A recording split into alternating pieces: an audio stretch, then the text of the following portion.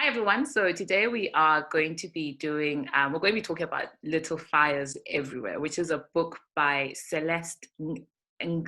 I don't know how I say his name, Celeste Ng.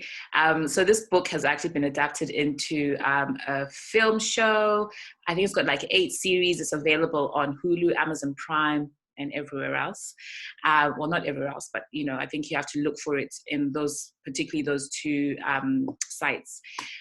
So it's basically centered around 2 families.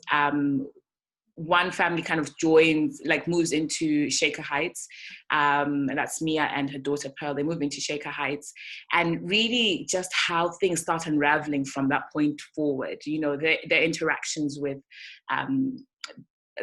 with other families, primarily the Richardsons and BB, who's also like a character in the book or in the film. So today we just wanted to talk about it a little bit more. Just kind of we've identified some themes. So just to kind of layer, open it up, slice it open and just really kind of develop, really get into the different layers that we felt were quite present in the book and in the film. So Nat, you haven't read the book. No, I have not read the books, but I've watched the show. So it'll be interesting to kind of get your view on the book and the show. So like what you said. So guys, if you have not yet watched Little Fires Everywhere, there'll be some spoilers, spoiler alert. But what we will try and do is we'll draw on a theme and then kind of unpack it a little bit. So if you're one of those people who aren't really put off by, spoilers, you still want to get the nuance of the show and stuff like that, you can still watch. But if not, put this on pause, watch our other episodes, and then come back to us. So what was your general feel? What did you love most about the film, the episodes? I loved the show. So it's one of those things, you see people online going on about something, right? And you're just like, it's one of those things. And I don't know how I started looking into it. I think I just went online and I searched Little Fires Everywhere because we're in the UK. And I couldn't find it anyway. And then I think I just left it. And then as time went on, I think on a certain day, there was something on Amazon. It was now on Amazon Prime. And then I just started watching it and I was hooked. Mm-hmm. Literally in one sitting, I watched the first 3 episodes and I was like, whoa. It's emotionally charged as well, isn't it? Yeah. No, I was the same. Literally, I don't know how I got into it, but I think there had been a lot of talk about it, on social media, oh, this is one to watch. And I don't know, how long it took me to watch those episodes, but I can tell you that there was times when I was just literally lying in bed, just till 2 o'clock, just trying to, you watch one episode and you're just like, oh my goodness, what happens next? Yeah. And then I think after I had finished it, because I kind of knew it was already, it had been it was an adaptation from a book. I then went and read the book, and oh my goodness, again, that was just something I was like, I just want more of this. So I think I literally binged that book, but it's certainly one of my top 5 books. And don't ask me which are my top 5 books, but it's definitely one of those things. Okay, so should we just get into the themes? Yeah, get into it. So what start. Pick one. Motherhood. How for me that was definitely one of the things that came across quite strongly. Motherhood. So you're literally looking at 3 pairs of mothers. So you're looking at Elena. I hope I'm saying that right. Elena with her daughter Izzy and Lexi. You're looking at Mia with her daughter Pearl. Mm-hmm. You're looking at BB with her daughter Ming Lee, aka Mirabelle. Mm-hmm. And also you're looking at Linda McCulloch and her relationship with her daughter Mirabelle or Ming Lee.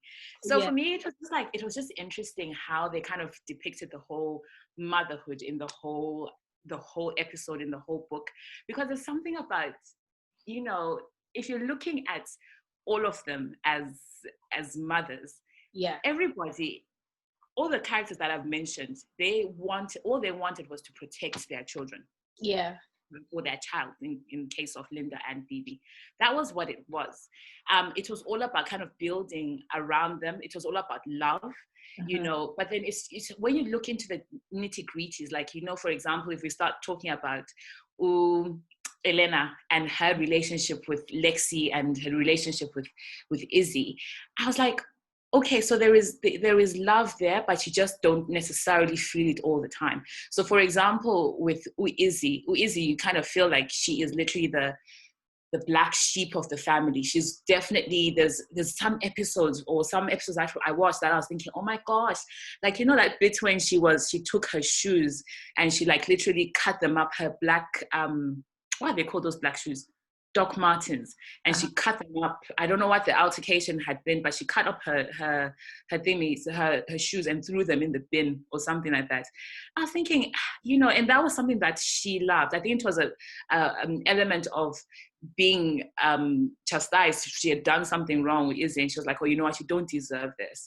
And then you look at the perfectionism that is brought by Lexi. Lexi is obviously her mother's daughter. She is a mini me in all aspects. She looks a certain way, she speaks in a certain way, the way she interacts with people around her, her mother looks at her and she's like, oh, you are the ideal daughter that everybody should be like you. And it's just interesting how the book kind of, as time progresses with each, sorry, not in the book, in the film, it's just kind of, with each episode, you are just literally knowing more and more about the relationships within these two characters. Yeah. Yes, I think that's interesting. So what I had on the motherhood thing was like motherhood and friendship. And sometimes the inability of mothers, parents, to be friends with their children. Right? And to understand them in a way that you would understand if you had that sort of like friendly relationship that is going on.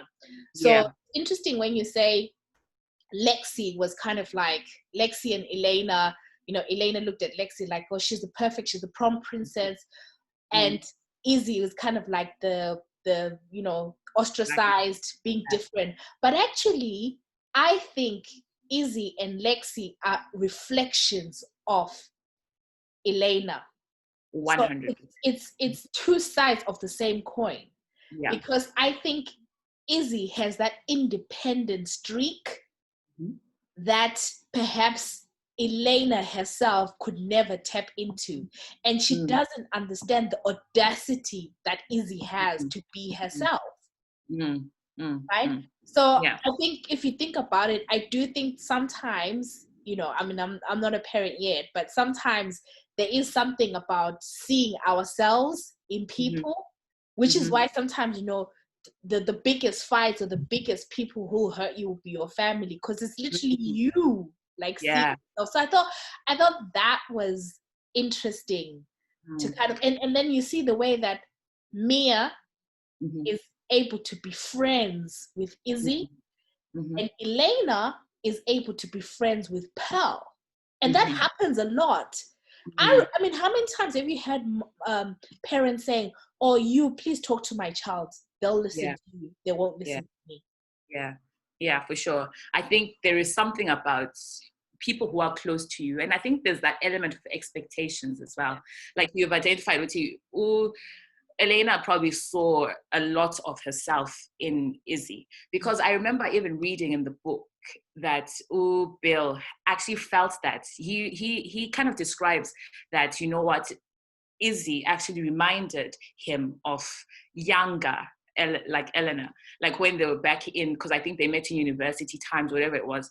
But she had that fiery streak in her. She was very outgoing. She was very independent, and he's able to recognize that these qualities that Izzy has, that Elena doesn't necessarily like, because as she has now evolved, she now believes that in order to be a certain, and maybe for her, this is what it means to be a woman, that you need to be within a certain book.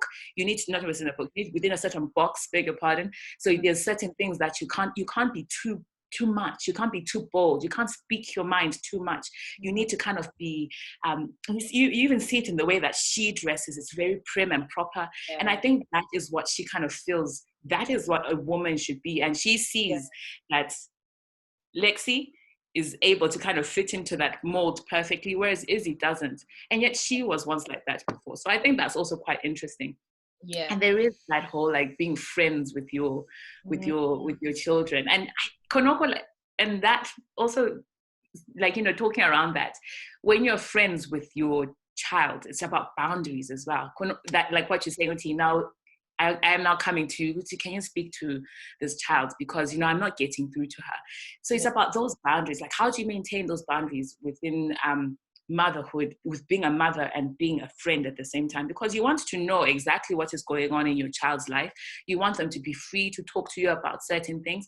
But then when it comes now to enforcing law or ground rules, you know, sometimes that layer or that's the water can become a bit muddy in that respect. Yeah. So and, I think, can we, before we move on from the motherhood, what about the scene where Elena literally told Izzy, was like, it's tough being your mom, right?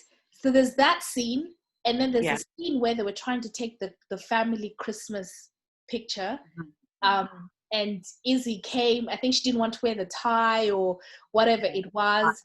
And you know, like Elena is like a perfectionist, a little bit of OCD happening. And then when the pictures came, like Elena's having a breakdown and she cuts out Izzy, and Izzy finds the pictures like literally, and it's like the perfect family minus Izzy. And it's worth kind of like going back a little bit, because we do know that when Elena got pregnant with Izzy, so Izzy was her fourth child, she wasn't too thrilled about it. She was actually looking back to going back to work and taking on more responsibility and, you know, going forward with her career.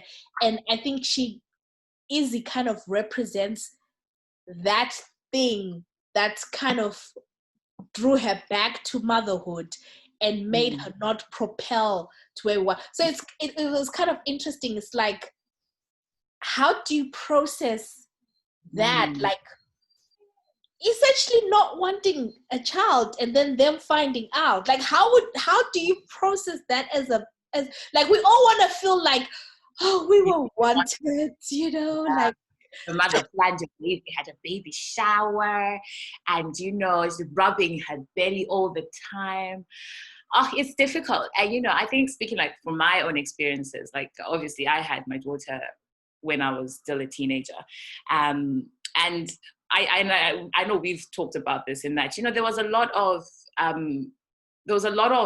at that time, there was a lot of shame, like, surrounding the whole being pregnant at 17 and having a child at that age, which has progressed. You know, I look back at my life and, hand on my heart, like, I am so happy and I'm so satisfied with the way things have turned out, because everything has worked out in such a way that I am able to stand here today and be like, you know what, I am so grateful for everything, the way everything has worked out. But at the same time, you know, I can imagine how hard it is for children to be hearing that, you know, you're a result of a teenage pregnancy. You were not planned for. And I think, you know, when we were talking about this, there was that whole, like, knowing yourself, Uti, I am here for a reason. There's a purpose for me as a person. You know, whether you're bringing joy or whether you are bringing some form of relief for the rest of your family, there's something about knowing yourself. And I think that is what I try to push as well, like, onto, like, my daughter, is that, you know what, you are here for a reason. You this space that you occupy, it was meant purely for you. But you're right. I think it can be so difficult to process that, like what Elena said, that it can be so hard being your mother. And in essence, you know, it's hard. It's hard being a mother. It's hard being a sister. It's hard being a friend. It's hard. And I think hearing that, like, if you were to say to me that it's hard being your friend sometimes, Michelle, like, it would hurt. But to hear that from your own mother, it's challenging. it's really, really challenging, you know. It's just like, okay, so like what do you want me to do? But I thought that was interesting. And then I don't know if this is a good time to kind of just jump into the Mia and Pearl dynamic, because Mia really wanted Pearl, right? Weird. Well, she got to the stage where she really wanted. Initially, she was very happy being like, I'm a surrogate mom, you know, I'm going to give this baby. She had a plan, you know. I stand a woman who has a plan in mind. She knew she was getting her money. She was finishing off her degree or whatever it was that she was studying. She was giving this baby away. And then as time progressed, and you wonder what would have happened if Warren, her brother, hadn't actually passed away, because that was the turning point. That was what changed the whole thing, the whole dynamic in this book or in this film. Yeah. So how do you feel like she really wanted the baby? She went through all these, she went through lengths, you know, because, okay, just to make sure that I got this right. So Mia, right, that was her egg, right? Yes. Yeah. So like Pearl is her biological child. Yeah. But the sperm was from I forget what the family was. So she has a situation where she's kind of like, you know, they're pregnant. The agreement is she'll give birth, give the child back, but then all these things happen. And I think, so Warren dies, she goes home, her parents are like, you can't come to your brother's funeral, because the shame element also, because the shame of like explaining, you know, what's happened, and she's young, you know, all that stuff. But I mean, literally everything that we've seen is the fact that Mia goes to places for a few years, she's on the run because she's with Pearl. Yeah. Right? Yeah. But isn't that toxic in a way, the way she like... I agree. I think we need to acknowledge that switch, that she went from, you know, and I'm not too sure which kind of demonstrated more like effectively, whether it's the book or the film. But she went through, like, you know, there's even I remember a particular, whether it's a scene or whether it's something in the book where the baby is kicking, and she's like trying to remind herself that, you know, this whatever is happening inside me is not like, don't get connected to this, because you this baby is going, and I'm going to go back to school, you know, I'm going to go back to finish my studies. So I think we need to acknowledge that there was an element where she wasn't all for the baby. And then, of course, things then changed. And, you know, because of her conversation with Warren before he died, and he was like, I'm the uncle of this baby, you know, and the way she was so close to Warren. And then there's loss, you know. So when you've lost something, you're looking for anything to make sense of meaning, you know. And of course, a baby, a part of her, you lose something, you want something, you almost want another life, you know. So then, and she gets that. She gets that. Yeah. So I think that you're right. I think it is toxic, because now say she's running around, you know, from city to city. She's bringing up little Mia Pearl. Mia's bringing up Pearl like in the back seat of her car, you know, which is not really, again, is it or isn't it? I think these are the questions. Like, how do you compare the life that Pearl had to what she could have had, you know, in terms of that these guys had with the war? Is it the Warrens or the Wrights? You know, those, the right. So how do you compare? She was literally up in the backseat. She had love, you know, her mother loved her to bits. So I think it's it's interesting. And then another sort of sub theme. Let's see. Okay. So there's So wait, if you're changing, just still on motherhood, can we talk about the whole, like, I don't know, maybe this will come out in a different something for you, but the whole BB and Mirabelle and Linda and, BB and Ming Lee and Linda and Mirabelle, because the baby is given a different name, given a different identity. Yeah. What, like, do you feel like BB has, or like, how do you feel like does she have a right to come back and say, you know what, this is my baby, I want her back? Yeah. So I think I had that under like adoption and adoption. Okay. No, that's fine. So but it's a good. So I struggled with the BB thing. Okay. Because, okay, we'll talk about this then. Okay, because on one hand, BB leaves the child, right, by the fire station. Yeah. So apparently it's a thing, right? Like if you want to leave you leave them, fire station, police, whatever, right? Yes.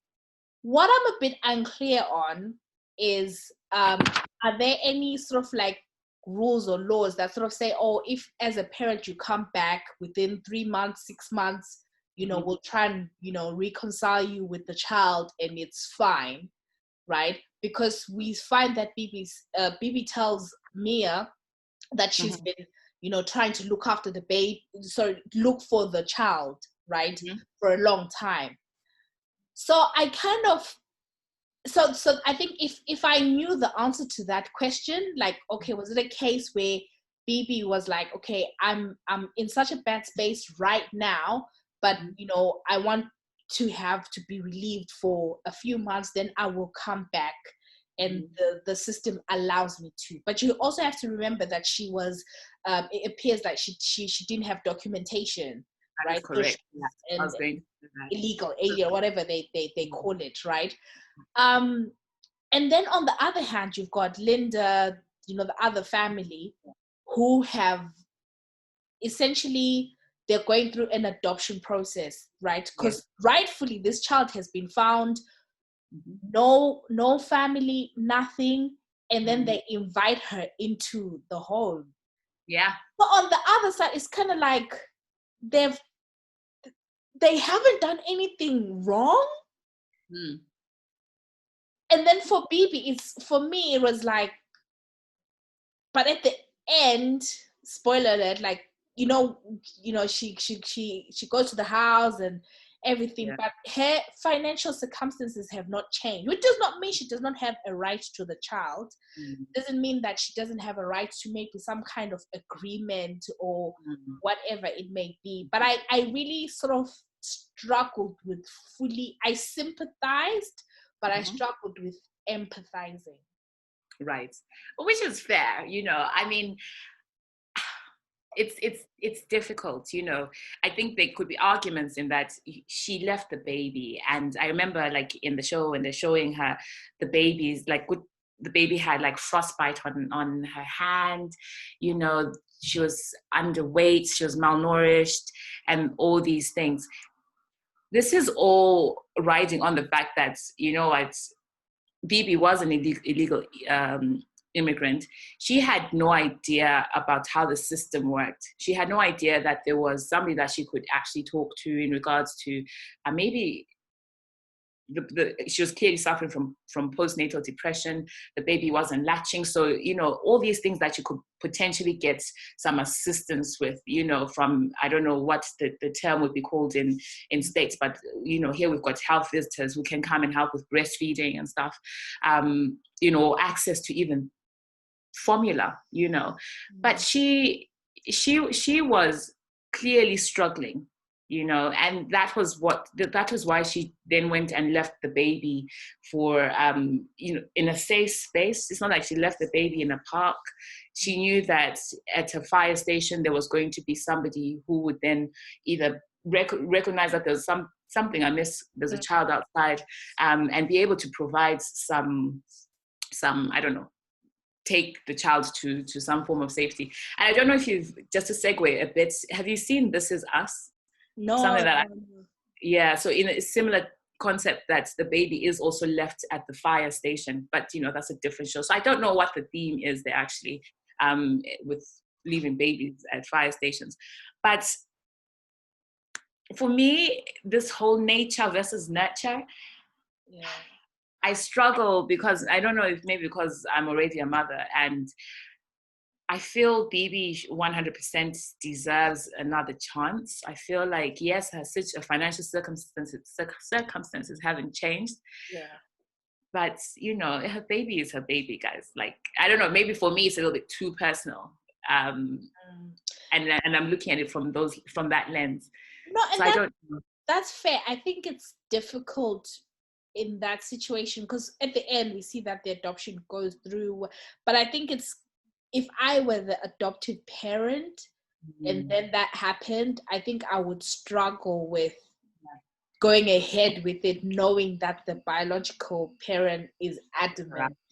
Yeah. So I think there's a conversation there about, what adoption means. And I think also looking at just the I don't know if risk is the right word, like the risk that's taken on when you adopt someone, right? Yeah. Because most people adopt as one of like a last option because maybe they have not been able to have their own biological kids, so they want the same rules to apply to as they would have had they had their own, like that whole ownership. Like if you've got your own child, nobody's going to come and snatch your child off you. So that's I think that's what people want. But then it's kind of like, okay, maybe I know there's some, like even say in African cultures, we don't call it adoption, but you have many situations where somebody will go and live with the grandparents, and the grandparents raise them as the primary parents. But everyone is of the understanding that, if the parents want, they can come and see the child, or the child is raised by uncle, aunts, and they don't call it adoption. But it's in such a way that the biological parents still have access to the child as and when. I thought that was interesting. But yeah. Yeah, no, for sure. And, I think, I don't know if maybe this is a separate conversation, but talking as well about that, the impact of, again, you've brought up something that is very, is very prevalent in our culture, for example, about leaving kids with relatives who are able to look after the child, whether it's for economic migration or whatever it is. But you have to be honest and talk about the impact that has on, the grandmother, the uncle and aunt who are also looking after this child for many, many years, and some cases, the kids even call them mom and dad or whatever it is. And then all of a sudden, that child is not there.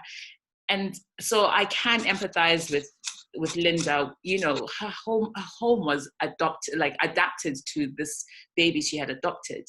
There's a cot, there's everything that's there. And then, can you imagine then all of a sudden waking up and then it's like, oh God, like that's another form of loss. Yeah. So I think we should also acknowledge that there is that difficulty. Yeah. As well. Mm-hmm.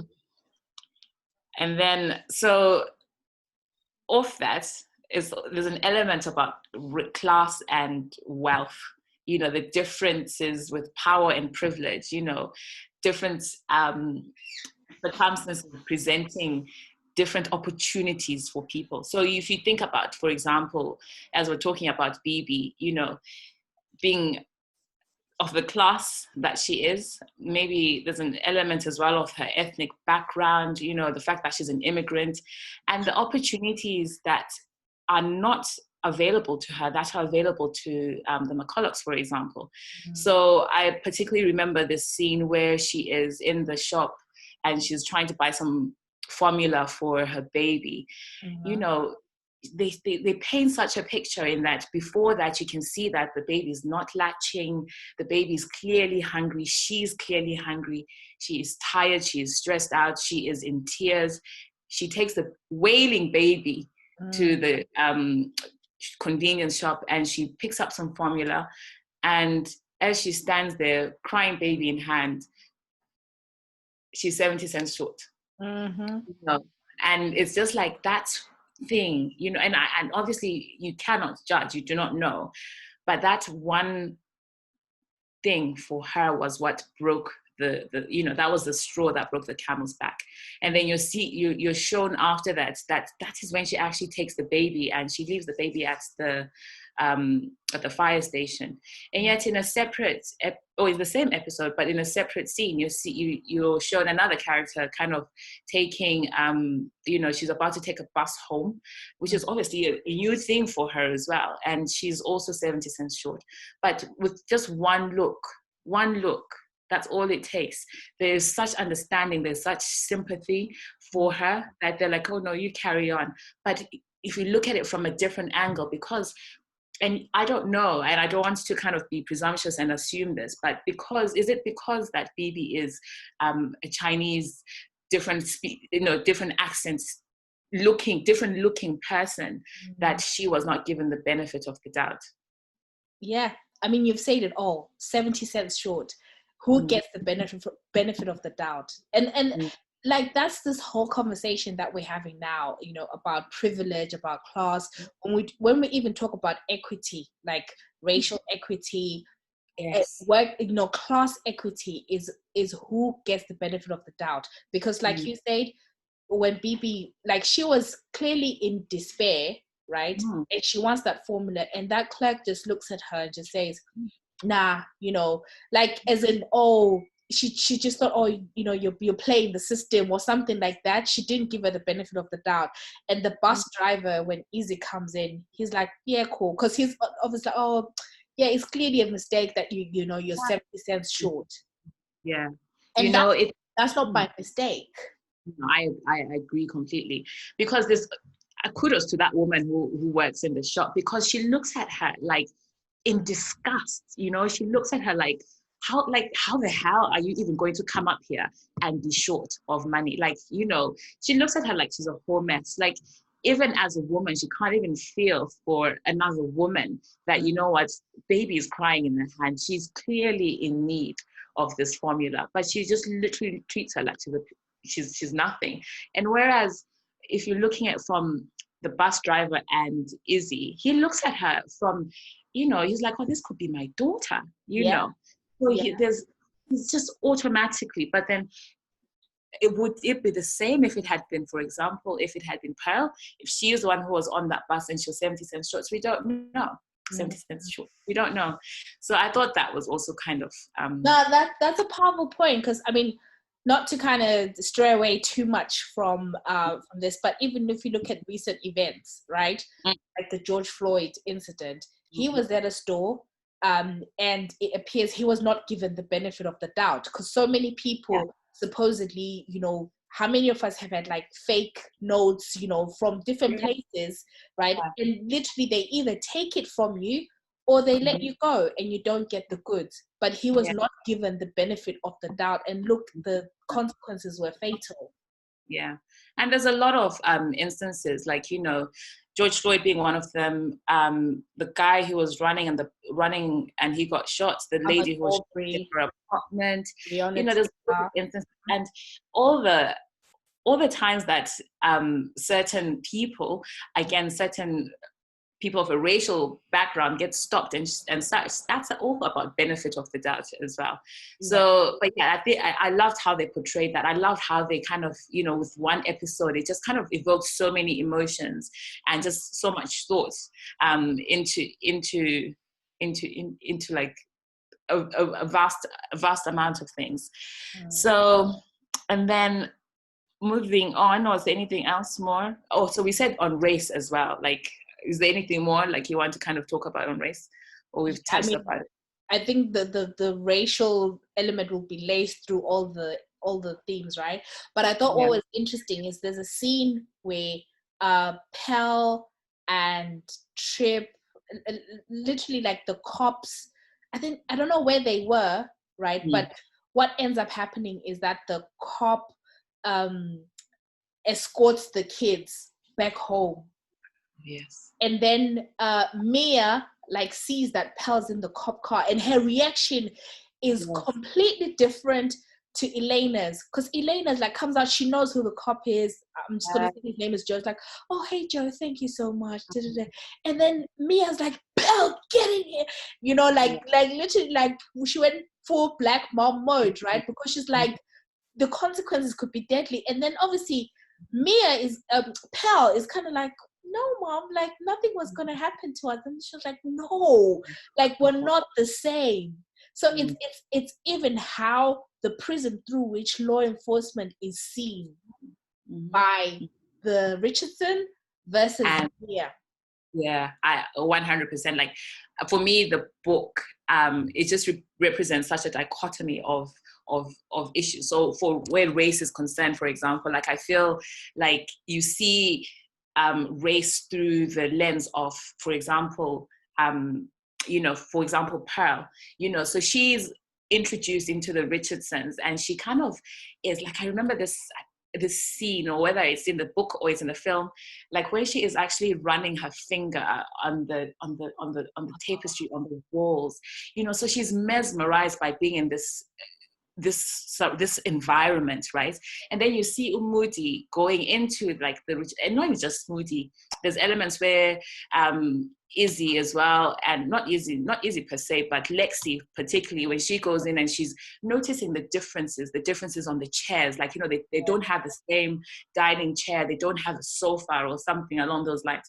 So in a way, you're kind of seeing two different worlds from two different lenses. And also when Pearl is at school and she's trying to get into that higher, that advanced curriculum, and she's having to speak to the principal, whoever it is, saying that, I've done this before, I want to do something advanced. And he automatically assumes that she's not from there. She's not from there because she's of a certain color. And, and then he says something along the lines of, many people like you don't tend, they always start off like wanting to do an advanced curriculum, but then they kind of they show that they're not able or capable of doing that. I was just like, wow. And yet for these guys, the Moody's, they don't recognize the privilege that they have, because automatically, they are presented by such opportunity, because of the color of their skin. They're presented with such opportunity. They're already into, like, I loved how they portrayed the generational wealth. You see how the flats that Mia and Pearl are renting is, it came from, you're able to identify it. That is from the grandmother. Then it was passed on to so-and-so. This is where we are living now. And you can just see that had that house not been burnt down, that was going to be passed on to them as well. And yet Mia and Pearl are renting. So there isn't even just that foundation of, there isn't foundation, I guess, because they're constantly moving around anyway, but there isn't any accumulation of a generational wealth that you can see through the years. Which I also thought was quite interesting. And what else? And then what did you think about the whole Elena saying to Mia that, oh, can you come and be my, no, she didn't say, can you come and be my house manager, but something along those lines. And then the conversation she has with her husband, Bill, saying that, oh, you know what, I don't see color, when he questions, like, do you not think that could be seen as racist when you're asking somebody of a certain, background, that can they come and be your house help? And she's like, oh, I don't see color. But that was quite interesting. I think maybe that's kind of I don't know if we as a theme, for me, it's something about good intentions and allyship gone wrong, right? Because if you were to speak to Elena, probably Elena, out of most of Shakers, just making a guess, would consider herself, least racist. Does that make sense? She probably would really be upset if anybody said, for me, she's kind of like the quintessential white woman who I don't know, wants to do well, but when doing well, infantizes Black people. Yeah. Do you know what I mean? Like white savior complex kind of thing. Yes. Yeah. That's Elena. Yeah. There's like a powerful quote in the book. So I made a note of this. And it says, which I think really describes Elena to a T. And it says, when you believe niceness disproves the presence of racism, it's easy to start believing bigotry is rare and that the label racist should only be applied to mean-spirited, intentional acts of discrimination. So that's Elena. She is not coming outright and saying that, oh, you know what, and you using the N word. She's not being outwardly she's not discriminating outwardly, but there's that niceness towards her. She does it in such a nice little way, and I love that because I felt like, you know, I felt like that kind of describes Elena down to who she is. She's definitely that white savior complex. She definitely has got a white savior complex.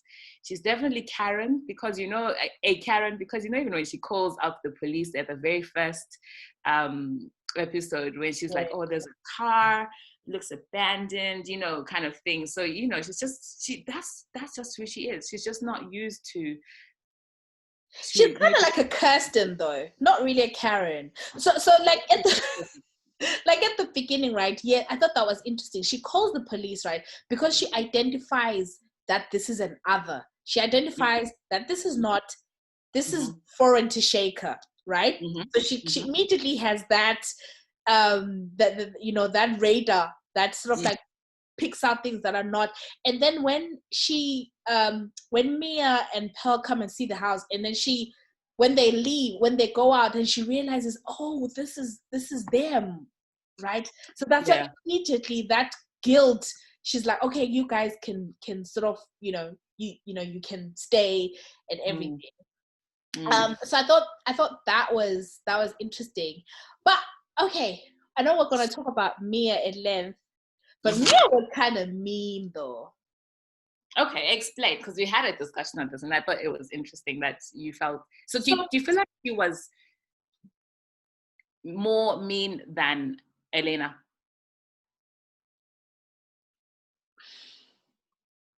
Oh, you can't quantify. Obviously, Elena's meanness would have greater consequences.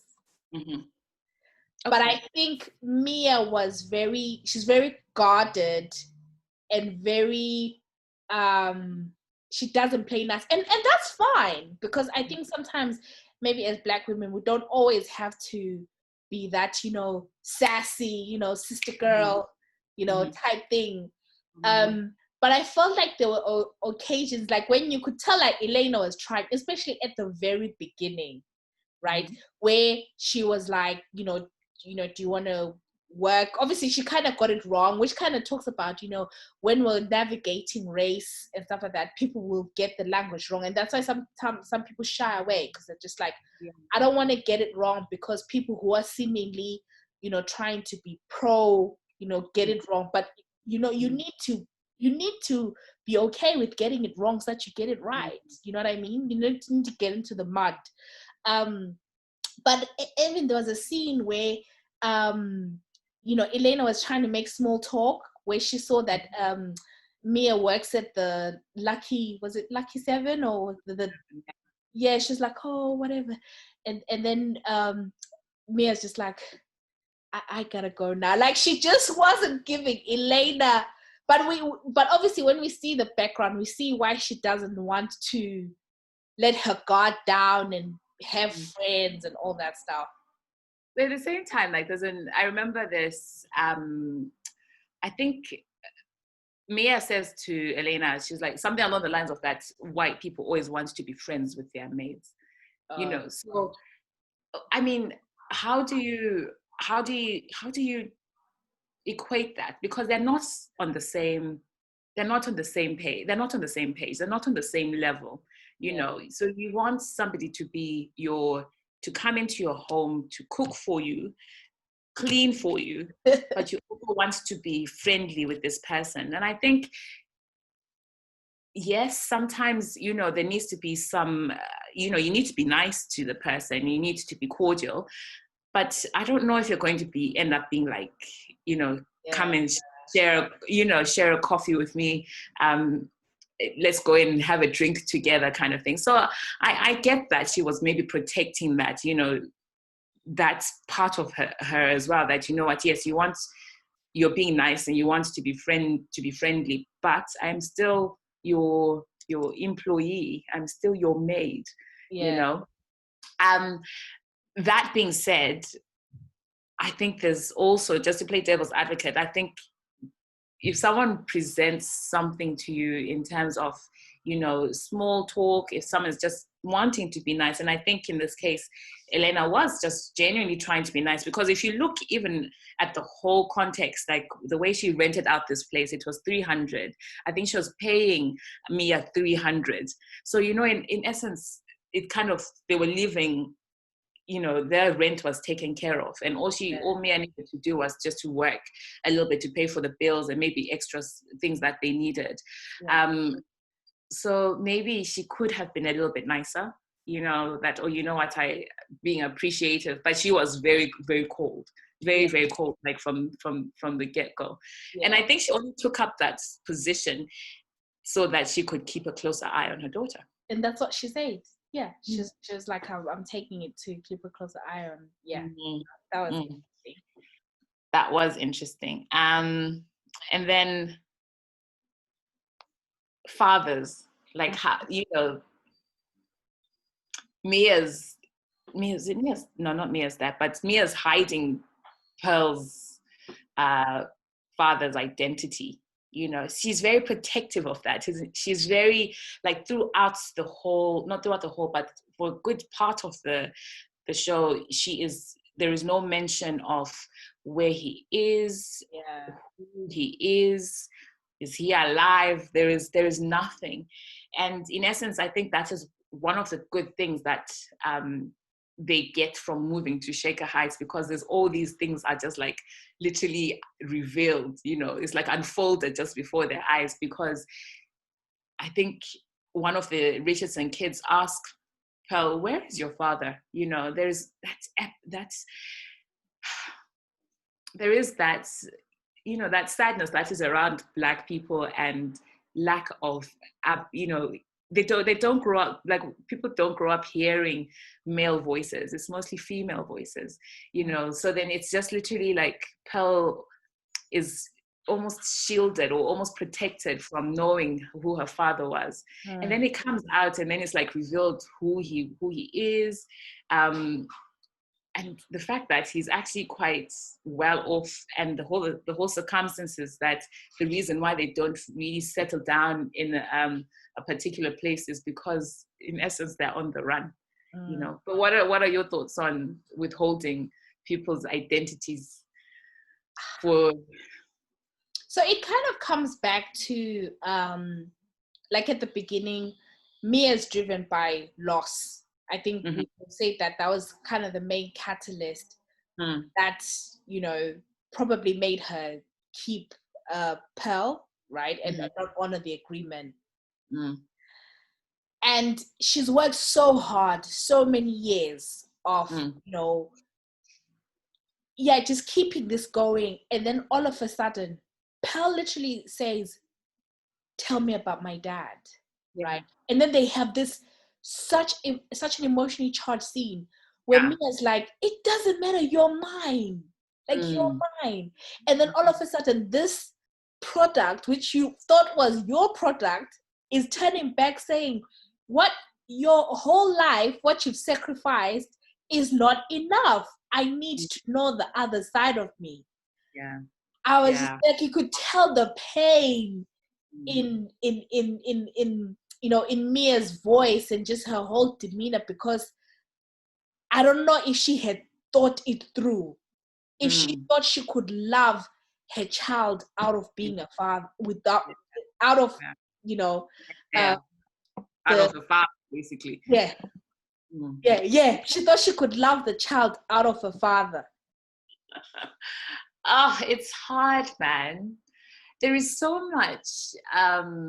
Again, it comes under the whole motherhood. And, if you're thinking about as well, adoption, when you adopt, or, again, I've never adopted, so I'm generalizing, but people who are adopted and then they turn around and ask, they have the best, you would assume you give them the best that they have. And then they turn around and say like, oh, but where are my parents? I want to know them. I want to get to know them. And I think it's all about that belonging. I think it's down to that. It's about identity and it's about belonging. People will always want to know about themselves, and I think it's about knowing where you come from. Yeah. It's about knowing where you come from. It's about that sense of, I guess knowing where you come from helps to form your identity. Yeah. And I can see where Mia's coming from. Mia lived in her car for like how long? Traveling from city to city or town to town, whatever it is, sacrificing everything that she did for her child, right? And then the child then turns around and says, oh yeah, but I need more. Where is the other part of me? And it's difficult. And I remember something that my mother said to me growing up, and she said to me, she was like, when you have your daughter, you will understand. So that was like when we would maybe have disagreements or maybe not see eye to eye on things, she'd be like, when you have your daughter, you'll understand. And I can see that, because there is what you do for a person. And I don't think it equates, like, you can't say this is for family, is for friends. I think what you do for a person, for another person, how much you put into that, only you can know that. Only you can identify with how much you are giving into a person. And that person can, it's not by right that they can know how you are feeling or know how much you have put into something. So I can put in 100, sweat, blood, and tears. I've put in 100. I can tell you, you know what, I've put in 100. But that person can look back and be like, oh no, but that's more like 60.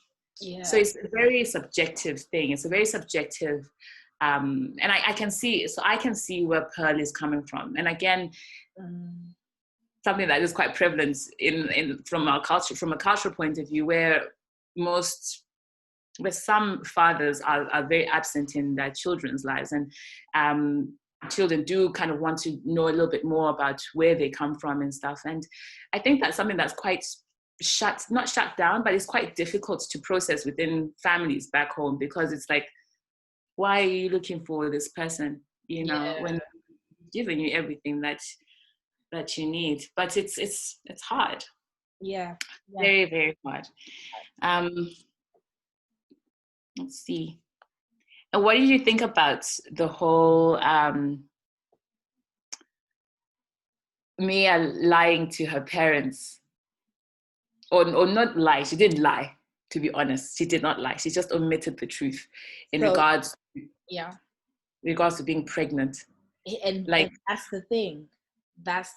It's kind of like when one omission just kind of like affects everything.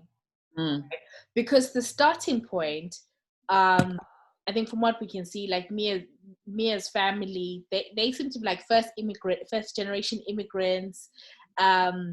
They're quite religious, and they're not thrilled about her going to New York and doing all these arty things. But she gets a scholarship, and the turning point is when the scholarship is withdrawn, so she doesn't have any money.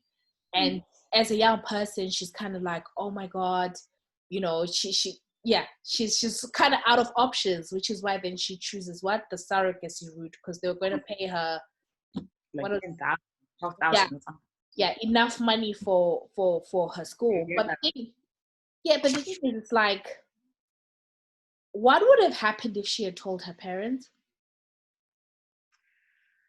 Okay. I feel like you rightfully mentioned about her her parents they were not keen on her going. Yeah. You know, I remember, I think it's a scene where the mother is, they're saying, oh, there's the implication that she'll go to New York and she'll become pregnant or get into prostitution or something. So they were not keen. She raised the money herself no, she didn't raise the money. She raised the money to get to New York herself. Her brother offered her money, which she didn't take. So they didn't have anything. They didn't have a lot of contribution, I think, financially to her schooling. So I think if they had said that, if she had turned around and said, oh, you know what, I'm really struggling financially, they'd have been like, wow. But we don't know. So that's where, like, you know, like at the beginning, we're talking about motherhood, friendships, and stuff like that. And rightly, you pointed out about boundaries. But I think sometimes you don't know. You have to, because that's an extreme situation, and you just don't know that maybe that parent thing would have kicked in to be like, okay, we're still not too thrilled, but you seem to be happy. We're gonna make a way, right? And who knows, the whole trajectory would have changed, or maybe they may not have had the money, but sometimes, you know, like how they say, like, a problem, what is it? A problem shared is halved or whatever. No, and it can be true, right? But maybe she just didn't have that relationship with her parents where she felt she could be open. But we see that theme of, like, you know, big things becoming, you know, small things. Then she does the surrogacy, and then, like, she's quite flippant about it, you know, she's like, yeah, let me sign, you know, and then look, then this becomes a big thing. So we kind of keep seeing that. I mean, I think as well, like, her parents didn't necessarily believe in art being something she could go down, like, as a professional route. They didn't see that. And I'm not too sure if that's portrayed more in the book or in the film. So I feel like, I don't know. And the way that they have portrayed her mom in that, I can't see her being, like, I guess maybe it's unfair for me to say that because we're shown her in the scene where she is, obviously she's lost her son, so she's very, and Mia has turned up and she's pregnant, so she's very cold and not very welcoming and not very soft towards her. So I don't know, we are obviously just making assumptions, but yeah. Anyway, but here we are. It's a good one to, you know. It is. So, and then, like, there's quite some, let's see, what else is on here? The relationship between, so we see when Mia gets to New York, she clearly has got a knack for photography or for art. And she has this relationship with Pauline, who is her teacher or tutor. I think the film kind of really portrays it as something very kind of, you know, I'm trying to think whether it's a film or the book, actually. The book kind of plays it down. It's a very platonic relationship. Like, she goes overboard with, so they don't really kind of show the depth of their relationship. But you can clearly, you know, there's a point in time when they are sharing a bed together. I think in the film, there's a scene when she gets the call that Warren has passed away. I think she is jumping out of bed with Pauline. There's something as well about that kind of mentorship of that those relationships that are kind of, you know, from a position where power is maybe given, is more on the person on the other side, and they're the ones mentoring you into being the person that you are meant to be as you are discovering yourself. Because you see it as well with Izzy and Mia. So she's kind of taking on that role where she's like, oh, you know, from a sexuality point of view, from an art point of view, there is that kind of, they bond in that way. But there's something as well about power dynamics and coming to play. So these people are coming in from a position of need. So they're needing to learn something, or they're needing to kind of have something shown about themselves. So they're with these people, and then these relationships then kind of form really close relationships, really bonded relationships. Like, what do you think about Yeah, I thought it was interesting. I think it's kind of like, obviously you kind of have to decouple like the mentorship, and then obviously like Mia and Pauline's relationship sort of like took another angle, right, which is now like more romantic, but if we remove that aspect, right, and I think there's something about how I guess it could be people who are different or like other in quotes. I think there's something about when I don't know how to put it, like in like what you said about the mentorship, about because there's so few of that group, it's like it's easy for someone to identify a younger them, if that makes sense, right? Exactly. And to kind of, because even like Pauline, like the first thing that drew her to Mia was like, oh, you're good, like your art is good, and even if you look at like Mia and Izzy, like Mia immediately was like, oh, there's something different, there's a different streak about you, like, and even like Izzy, like her art was good, like if you see when she was doing like her mom's thing and cutting them up. So I think there's just something there about the kind of like the mentoring space that is given to people who are different, and the way that people who are different will always kind of, there's kind of like a familiarity, like a comfortability of like discovering someone of your quote unquote tribe. Yeah.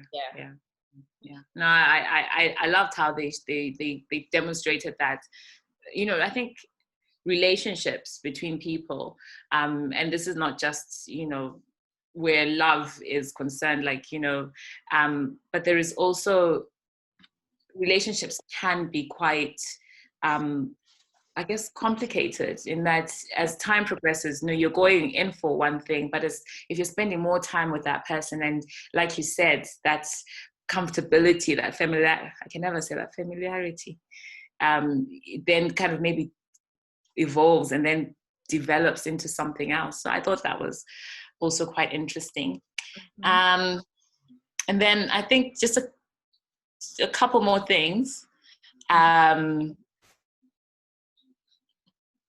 First loves and regrets. Care to share your thoughts? Because who was you? Do you remember your first love? Yeah, I do. Do you regret not being with that person? You don't have to answer.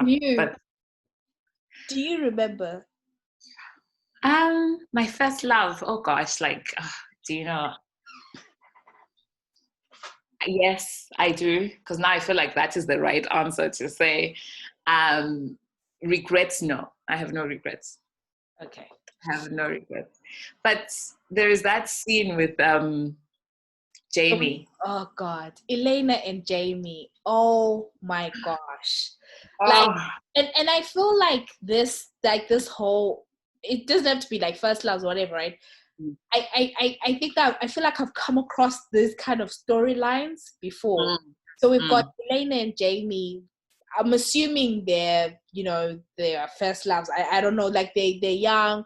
There's a throwback when they're in Paris, and it looks like they've gone to Paris for, I don't know, I want to think it's like some college swap thing or something, right? And Jamie says, let's stay, like let's not go back. And then Elena's like, oh no, like my mom's got me a job at the Shaker Chronicles. They've already got a house that they would like us to stay. So Elena has that whole, know what we're talking about with Elena and Lexi, that whole sort of like safe, that perfect cookie cutter thing, right? And then Jamie's clearly a risk taker, and he's like, no, if I don't do this now, when else will I do it, right? And we see that is just a turning point. Their lives go in different directions. True to form, Elena goes back to Shaker, meets Bill, the husband. They have the kids, and seemingly a perfect family. Like, I think if we hadn't seen that Jamie story, because that kind of blew me. I was like, what? Right? But I think it shows the complexity of human beings, right? It shows the complexity of human beings, and the fact that, so we see that at some point, I think when she just had Izzy and she was going through like the post-natal depressive episode, she calls Jamie, and then drives all the way from New York to Ohio to see her. They have a moment, and it's not clear whether it was the first time, right? So just want to assume that maybe this is 10 years. I'm just assuming that this is like 10 years into her marriage or something. Right? So they have that thing, and then immediately, like, she's like, oh my God, she regrets, then she leaves. Then we see sort of like almost another 10 years later, it's almost like 10-year regular intervals. Where she's in New York trying to investigating it. Do you think she went to New York to investigate, or like Jamie was also part of the reason? She was like, I think that, because she is so intent, Elena, on figuring out, sorting out the mess that is Mia. I think she's on a mission. And then you can see her when she's in that taxi, when she's like, oh, actually, let's stop by a department store. So already automatically she's making decisions. She's made that call. She's now making decisions. She's, because had she gone the way she had been looking, so there's an element as well, like, look at me now. This is what you're missing. So she's got red lips. So I think, you said, like, what was your question? So I think I'm now rambling. No, you answered it, because I was saying, like, did she go to New York just for Mia, or actually Jamie was also like a driver? Listen, I think it's one of those things where you're like, okay, so you go on holiday and you meet somebody, and then a few years later your life is different, and then you're in that same spot and you're like, I wonder how Tom is doing. Let him see me. Let him see me. Or look at what you're missing, look at what you could have had. So I don't know, but that's such a torturous life, I think. It really is, yeah. Because I think I feel like, so we see at the last scene, right, where they have the dinner and everything, and then this time round, Elena is like, she's like, come back with me, right? And then she gives that whole speech, which I thought was sad. Because what she said, I wish I had written it down. She literally said, like, at sometimes you just wake up and you are who you are. You don't remember when it happened, but your life has been decided for you, right? And and like, that's why I remember it, because she was like, you are who you are, and you wake up, your life has been decided for you, and you just think like, when did this happen? When did I choose to be this person? Which was interesting, because when you look at Elena, you kind of think, oh, this is the life that she wants, but clearly she has regrets, right? And then she's like, you think to yourself, did I go wrong? And then she says, Jamie, do you have regrets? And she's like, because I do. Because clearly, I think she's clearly talking about them, and talking about her decision maybe not to stay in Paris, right? And then obviously plot twist, because I think Jamie also has been hung up on her, because that's why he reacted so strongly. I think if he didn't, they would have just, had a happy ending, whatever. But because you could tell that also, I think he also she is someone he hasn't been able to replace in his life. Yeah. Oh, that's hard, man. That's hard. When your life has moved on for such, it doesn't matter whether it's 10, 20 years down the line and you're still hung up on that person, you're still wondering like what could have been different. I feel like that's half a life, leaving half a life. You're not living fully, you're not being, I don't know, it's difficult, but then that's life, isn't it? It's complicated. It's not as straightforward as we always want it to be. It's challenging. And that's why, like there was talk online, like, like especially a lot of men were like saying, oh, they didn't marry the love of their lives. They married who was yeah. And that's also quite hard, because you then wonder, especially as a woman, because most of the decisions around marriage are centered around, like you've said, rightfully identified, that a man makes the decision that, you know what, I am ready to marry. I think sometimes we obviously can't generalize, but some instances where maybe there's pressure from family, there's pressure from the person that you're with, and then you end up getting married. But men are the ones who kind of say, okay, I'm ready now. I want to get married. They look around who is available, and then they look at their characteristics and like tick, tick, tick, and then married. And then you as a woman, you wonder like, okay, is this person getting married because of me, or is it because they are ready and not more because they have met the love of their life, which is me? Like, does that make sense? Like, I don't know if I'm portraying. It makes total sense, which is just, I think, I thought that was interesting, because I wouldn't have. And then her husband like figuring it out, and it's kind of like, how do you're living a life where you're like, oh, there's someone who'll always be an enigma in our lives, So I thought that was interesting. Can we wrap up? Yeah, can we talk about Lexi? Okay. And her dude, I forget his name. Oh, I've forgotten his name too. Right. So I wanted us to talk about, we see Lexi, and she falls pregnant, right?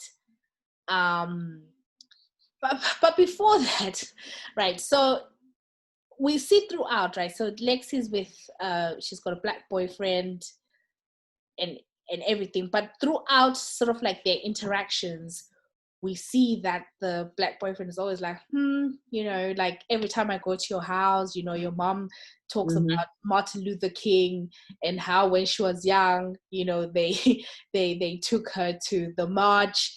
Usually all these nuggets like that she'll draw out to be, and clearly they are problematic things. He's not happy with the fact that Lexi stole Pel's story to make it his own.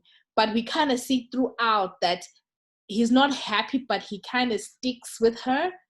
And for me, it kind of talked about how sometimes partners enable people to continue having problematic behavior, because, like how normally we would say, you know what, the reason sometimes some women continue to look down on black women is because their partners who happen to be black men allow it and they enable it. Even if they see it, they don't address it head on, right? So I thought that was one. And then two, I just wanted to talk about, so when she falls pregnant and then she goes to the abortion clinic, and then she puts Pearl's name. Heartbreaking. What did you think?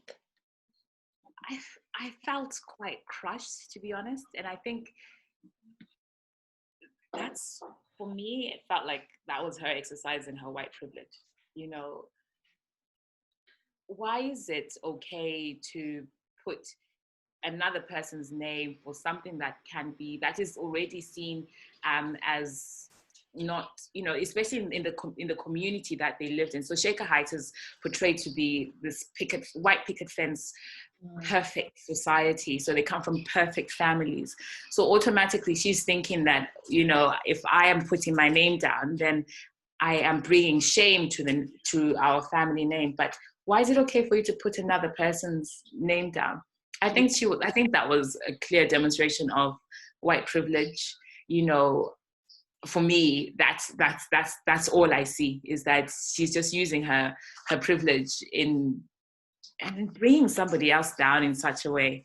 And poor Pearl, like I felt like she obviously just didn't have the range to kind of speak, to say, you know, this is wrong, because that's what that was. Yeah. What did you think? Oh gosh, that was, and then fast forward because of time, the scene where Pearl and Pearl, like, you know, she's still kind of, you know, for Pearl, like throughout this episode, it was kind of like, you know, when sometimes when you experience things that are wrong, but you can't really process it, like this is wrong, right? You don't really know, you don't have the language, right? And the scene where Pearl and Lexi go to Mia's house, right? And then Lexi is sitting by the kitchen table, right? And this is after like Pearl has told Mia that, okay, choose my name, whatever, right? And then I think Lexi sort of says something about, oh, she could, you know, she made a comment about wanting some more coffee, and then that speech that Mia gave her, basically saying, no, you know, you don't get to do this here. And then the end, she was like, and go up and clean your own mug, do something for once. Yeah, I was like, bravo. I feel like that is an element that, you know, that certain races feel that they can use, like white people feel that they can use people of other, like other, like Black people or whatever it is. There's that element that some people feel like, you know, they have power and they've got privilege, they've got power over you. So, and I feel like when Mia was saying, and you can wash your own cup, that's an element of like, you know what, don't expect me to do that, because automatically you're walking around with these expectations that, you know what, it's okay for me to use your daughter's name on an abortion, like on abortion clinic papers. It's okay for you to make me a coffee, and it's okay for you to actually wash this cup after me. So I feel like the way that scene was shown was that it just kind of shows that, you know what, Mia's wanting to say, you know what, this is not the 1800s. This is where we are now. You can't have your way all the way, you know, so have some ownership. The cup is dirty, you clean it. If you want another coffee, you make it. So it's like ownership for your actions. But yeah, it's such a good a good show. I mean, what did you think of the ending? Because the book and the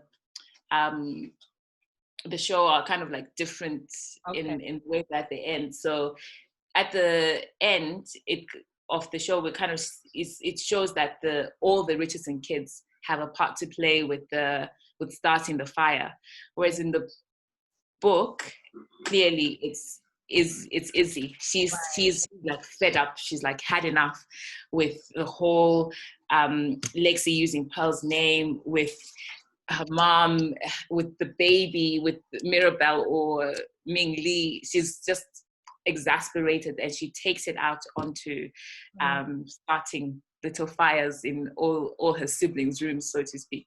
I personally thought that it was a perfect ending, because like in both instances, I love how they've adapted the book into the show. But the way that it was like in the film, they kind of talk about Mia as telling Izzy that, you know what, sometimes you need to burn everything to the ground to kind of get a fresh new beginning, or a fresh start at life. So I think that is kind of what drives her to kind of get rid of everything, to start afresh. And also in the book, after the house has been burned down, they actually moved back to the rental. So they are like now so they are now like living there with the bare basics. So I thought that was also quite interesting. Do you feel like it ended on a good note for you, or is there anything that you would have liked to see? No, I thought it ended well. I just liked the like, you couldn't kind of predict what was going to happen next, sort of thing. Obviously I thought it was a full circle with Mia Pearl going back to her grandparents. Yeah. And I mean, just thinking like the loss that those people, they've lost their son, and then Mia also just ran off. So it'll be, if ever there was a season 2, it would be interesting to kind of see like how they embraced Pearl and what that new life brought to them. I thought the whole like the Ryans, right? Because the parents who were supposed to be like Joe Ryan is supposed to be Pearl's dad and all that stuff. There was that scene where like Mia called the house and the wife answered, and then she just cut the phone, right? So I mean, I don't know, but I guess in real life it's just one of those things where you just leave it as is. No, I thought it was interesting that all the kids kind of just rebelled and, you know, just started the fire. I also thought it was interesting how obviously Elena thought that Izzy did it, and when the cop was like, she was like, I did it, and you can see her like, so it kind of like that whole, even though, you know, we see like how frail that relationship is, she loves Izzy. Like she was willing to like, no, I'm gonna take the blame for this because it's me. So yeah. But yeah, well, interesting thoughts. And obviously that nice guys finished last. You know, like Moody couldn't get Pearl, and then Trip It's such a secret as well. Like, and again, it's like shown in so many different ways, but women just seem to be drawn to bad boys. You know, you don't want, Moody, such a sweetheart, you know. Yeah, but I mean, drawn to character. Yeah, I suppose. Yeah. But yeah.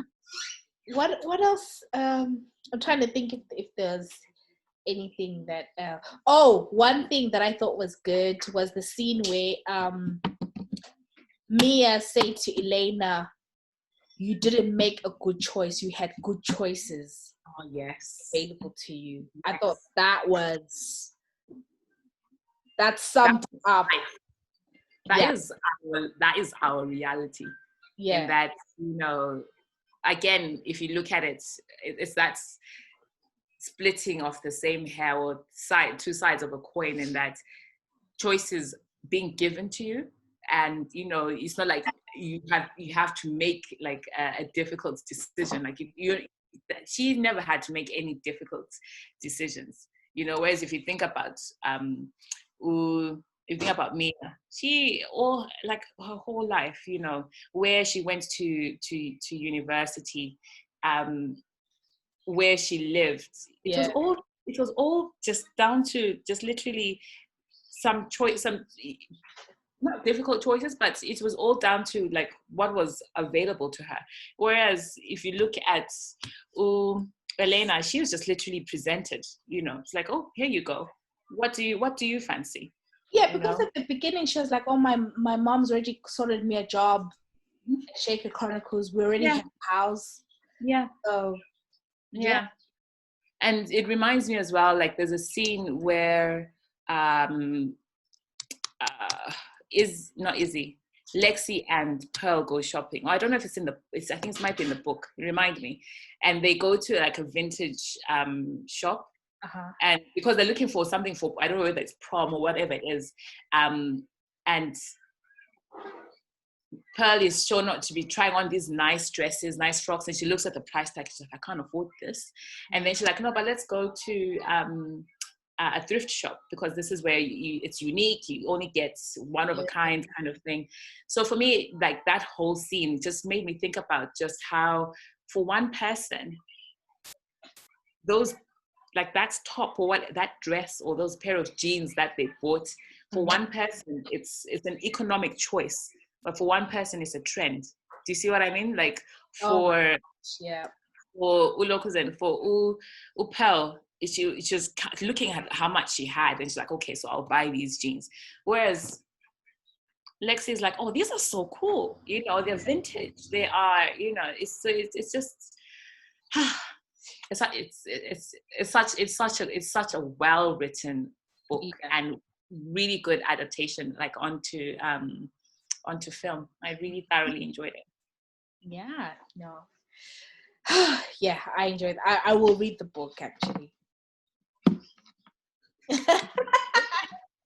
I'm gonna make a note of that in my little book of notes. I will read the book. I love the show so much. Yeah, no, it was good. It was good. Okay, so where can people find us? If you enjoyed this review, guys, let us know if there's anything else you would like us to watch or read with Nat, and then we can give you like our version of our reality and what we get, or the things that we get from the book or the film. So let us know. Just drop us an email at mygellenskies@gmail.com. And then if you want to send us you can tweet or DM us at Gellenskies on Twitter and at Gellenskies on Instagram. Facebook. Gellenskies podcast. And YouTube, can drop a comment below. Yeah, Gellenskies. And have I forgotten anywhere else? Yeah, and if you're tuning in for the first time, my name is Natasha. And I'm Xolie. And I sometimes go by Nat. I sometimes go by Michelle. And we're Gellenskies podcast.